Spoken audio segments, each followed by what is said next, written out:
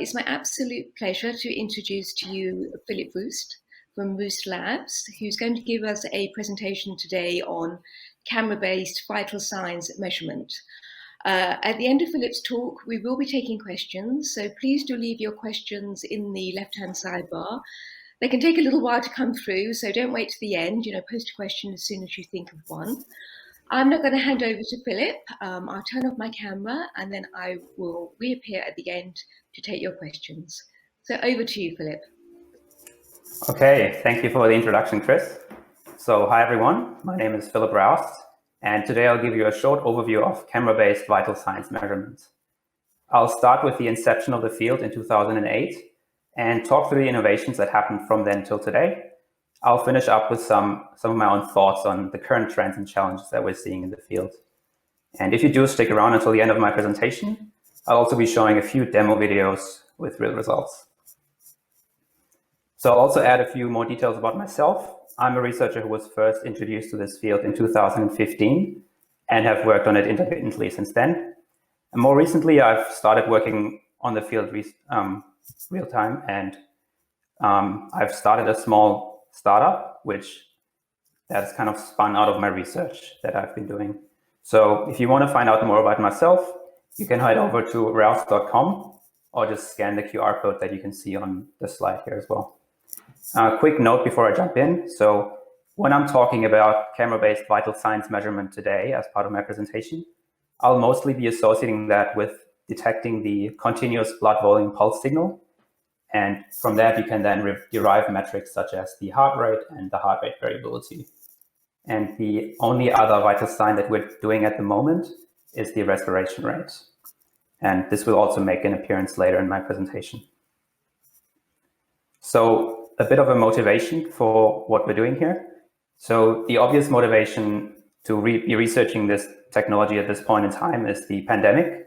So these are some numbers from McKinsey & Company, just recently from July. They found that if you compare the numbers with the baseline of before the pandemic, that there's been an increase of 38x in telehealth claims volume. And along with that comes an improved attitude of both consumers and providers towards telehealth. And the utilization of telehealth across all specialties is now between 13 and 17%. So everyone seems to be using telehealth and enjoying it, but there's also some issues, especially with getting subjective measurements of patients' vital signs. And the obvious problem is that the measurement devices that you usually have in, say, a GP office, they're physically disconnected from the client because the client is sitting at home, right? So the idea here is that, well, your client is already using a device, such as a laptop, a smartphone, or a tablet, which all are outfitted with cameras.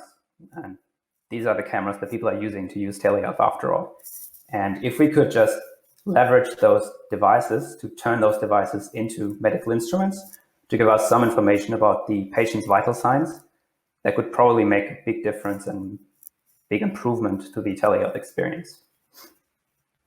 So with that in mind, let's jump in to the research. So this is jumping very far back in time. So the basis for the way we measure blood volume pulse in general comes from the 1930s.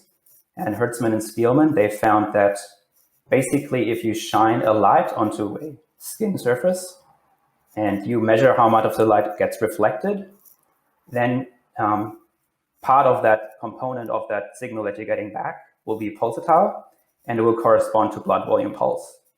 And the reason for that is that the amount of blood that is present in the finger or under the skin modulates the optical properties of the skin. And that's why more or less light comes back based on how much blood is present at any point in time.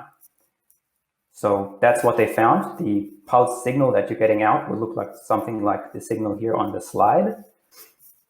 And the way we do this nowadays is using these finger probes. You've probably used them. And they have a dedicated light source to do this. And it took about 70 years for some research from the Netherlands to ask themselves, well, can we do this? Do we really need that dedicated light source? Can we just use ambient light that's all around us anyways all the time? So this might be natural light, this might be artificial light.